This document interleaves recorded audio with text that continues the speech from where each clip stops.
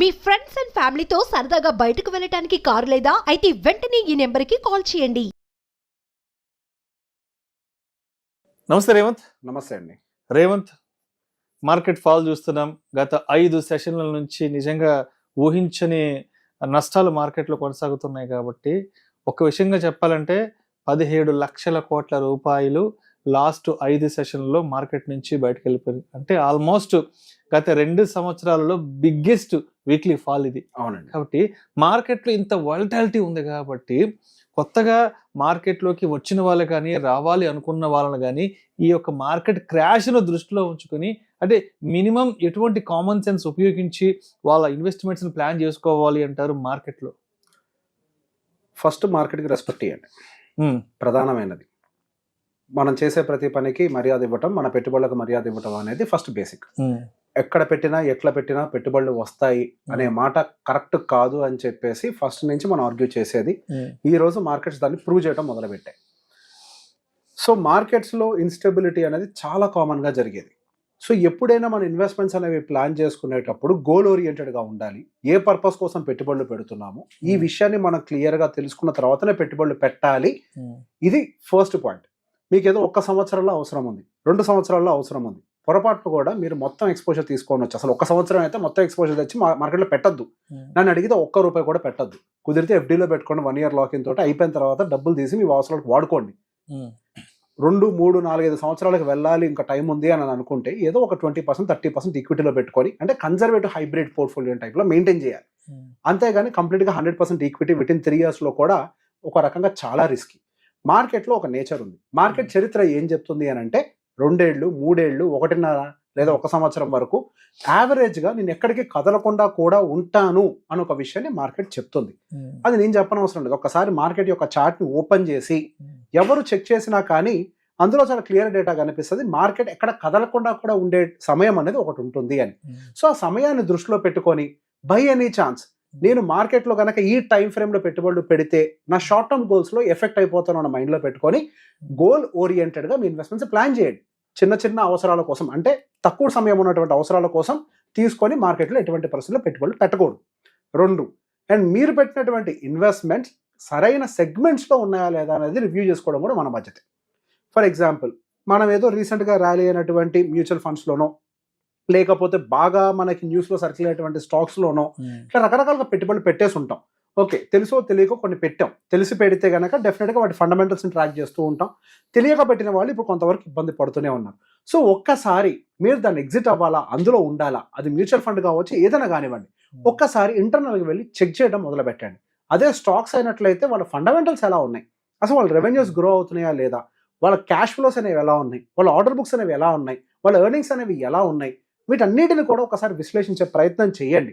And దాంతో పాటుగా ఆ సెక్టర్ ఎక్కడుంది, వాట్ టైప్ ఆఫ్ సెక్టర్, ఐటీయా, ప్రైవేట్ బ్యాంకింగా, ఫైనాన్సా, ఆయిల్ అండ్ గ్యాసా, ఏ సెక్టర్లో ఉందో గమనించండి. ఆ సెక్టర్ రిలేటెడ్గా ఏమైనా నెగిటివ్ న్యూస్లు ఉన్నాయా అనేది అర్థం చేసుకునే ప్రయత్నం చేయండి. ఇప్పుడు మనకి ఫుడ్ ఇన్ఫ్లేషన్ పెరుగుతోంది, రా మెటీరియల్ ఇన్ఫ్లేషన్, దానివల్ల FMCG పడ్డది. సో గోయింగ్ ఫర్దర్ మనకి ఇన్ఫ్లేషన్ డెఫినెట్గా మనకి Q4 క్వార్టర్ వచ్చే టైం కల్లా మనకి ఇన్ఫ్లేషన్ అనేది డౌన్ఫాల్ అవుతుంది, ఫుడ్ ఇన్ఫ్లేషన్ కంట్రోల్లోకి వస్తుందని చెప్పేసి RBI MPC ఇప్పుడే వచ్చింది, ఇప్పుడే దాన్ని చదువుతున్న వాళ్ళు చాలా క్లియర్గా రాశారు. మన Q4 టైం కల్లా ఫుడ్ ఇన్ఫ్లేషన్ కంట్రోల్ అవుతుంది అనేది. సో FMCG అనే ఒక సెగ్మెంట్ లేకుండా మన ఎవరి జీవితం ముందరికి వెళ్ళదు. అది నిత్యావసర వస్తువులకు సంబంధించింది కాబట్టి సో మనకు కావాల్సినవి అందులో ఉన్నాయా లేదా, ఈ ఫాల్లో ఏదైనా మన ఆపర్చునిటీ తీసుకోవడానికి అవకాశం ఉందా రీబ్యాలెన్సింగ్ టైంలో, అదేవిధంగా ఐటీ సెగ్మెంట్లో ఎంత ఎక్స్పోజర్ ఉంది, సెగ్మెంట్ వైజ్గా కూడా అనలైజ్ చేసుకోండి. ఇప్పుడు సెగ్మెంట్కే వీక్నెస్ ఉందనుకోండి, అట్లాంటి దాంట్లో ఉంటే కొన్ని సంవత్సరాల వరకు రిటర్న్స్ రావు. మనం బ్రాడర్ మార్కెట్ పిక్చర్లో మాట్లాడుకునేటప్పుడేమో 1-2 సంవత్సరాల కన్సాలిడేషన్ ఉంటుంది. అదే సెక్టార్ స్టాక్ వైపు కన్సాలిడేషన్ కనుక చూస్తే మనం దిమ్మ తిరిగిపోద్ది. దాదాపుగా 5 ఏళ్ళు, ఒక్కొక్క సెక్టార్ అయితే 3 ఏళ్ల పాటు కన్సాలిడేట్ అవుతుంది. అదే స్టాక్ అయితే 10 ఏళ్ల పాటు కూడా కన్సాలిడేట్ అయిపోతుంది.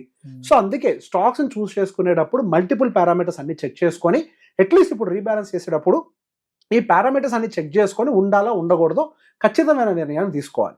ఇప్పుడు పెట్టుబడులు పెట్టేవాళ్ళు కేవలం ఈక్విటీ ఒకటే కాకుండా కొంతవరకు మనం డెప్ట్ బేస్, ఇప్పుడు డెప్ట్లో పెట్టాలి అనేది ఇప్పుడు మాత్రమే కాదు ఎప్పటి నుంచో చెప్తున్నాం. నా అంచనాల మేరకు నెక్స్ట్ 1 సంవత్సరం వరకు అయితే మనకి మార్కెట్లో పెద్ద ఎత్తున మూవ్స్ ఏవి రాకపోవచ్చు. సో దాన్ని దృష్టిలో పెట్టుకొని మన అవసరాలను దృష్టిలో పెట్టుకొని కొంతవరకు బాండ్స్లో కానీ ఇట్లాంటి వాటిల్లో మనం పెట్టుబడులు పెట్టుకుంటే మన అవసరాలు ఏమన్నా ఎమర్జెన్సీలు వచ్చినా కానీ తీర్చుకోవడానికి అవకాశం ఉంటుంది. ఏదో మనకి ఈక్విటీ మార్కెట్స్ సో పెట్టేటప్పుడు ఈ మధ్య నేను చాలా మందితోటి మన వెబినార్లో వాటిలో వీటిలో మాట్లాడేటప్పుడు కొన్ని బిహేవియర్స్ని అబ్జర్వ్ చేశాం. బిహేవియరల్ చేంజెస్ అంటాం కదా, ఆ చేంజెస్ని అబ్జర్వ్ చేసాం. ఇప్పుడు ఎవరి ముందైనా మీడియా వాళ్ళు మైక్ పెడితే వాళ్ళు న్యూస్ లాంగ్వేజ్లో మాట్లాడతారు. ఈ మధ్య మన ఆడియన్స్ కూడా యూట్యూబ్ లాంగ్వేజ్ లో మాట్లాడుతున్నారు. ఇండియా ఇస్ బుల్లిష్ పెడితే నేను ఇంతవరకు రిటర్న్స్ జనరేట్ చేస్తాను, ఇండియా ఖచ్చితంగా గ్రో అవుతుంది, యూట్యూబ్ లాంగ్వేజ్ ఇది. కానీ మీ అవసరాలు ఇండియా గ్రో అయ్యేదాకా ఉండదు కదా. ఎస్, ఇండియా గ్రో అవుతుంది నెక్స్ట్ 25-30 years లో 50 years లో ఇండియా గ్రో అవుతుంది, డౌట్ లేదు. కానీ మీ అవసరాలు 25 సంవత్సరాల తర్వాత ఉంటాయా? కాదు కదా. 5 ఏళ్లలో ఉండొచ్చు, 2 ఏళ్లలో ఉండొచ్చు, 10 ఏళ్ల లోపలే ఉండొచ్చు. ఈ యూట్యూబ్ మాట్లాడి పనిచేయవు కదండి. సో బేసిక్గా మనం ఎవరినో చూసి ఇన్ఫ్లుయెన్స్ అవ్వద్దు, మనం కొంత రీసెర్చ్ అనలిస్ట్ చేసుకోవాలి. చేసుకోవడం రాకపోతే అడ్వైజర్ దగ్గరికి వెళ్ళండి, నిర్మోహటంగా చెప్తున్నా. వెళ్ళి చేయించుకోండి, రివ్యూ ప్రాపర్గా చూసుకొని మంచి పోర్ట్ఫోలియో డిజైన్ చేసుకోండి. అంతేకాని మనం అన్నెసరీగా ఇప్పుడు ఏవైతే ఇప్పుడు మార్కెట్ ఫాలో అవుతుంది కదా, అగైన్ వస్తారు యూట్యూబర్లు చాలా మంది, టెలిగ్రామ్ గ్రూప్స్ అని, వాట్సాప్ గ్రూప్స్ అని, ఇంత ఫాలో అయింది స్టాక్, మల్టీ బ్యాగర్ స్టాక్ అవుతుంది, ఇంతకు మించిన ఆపర్చునిటీ దొరకదు. వాడికి ఆపర్చునిటీ ఎవరికి దొరకదు? వాడికి.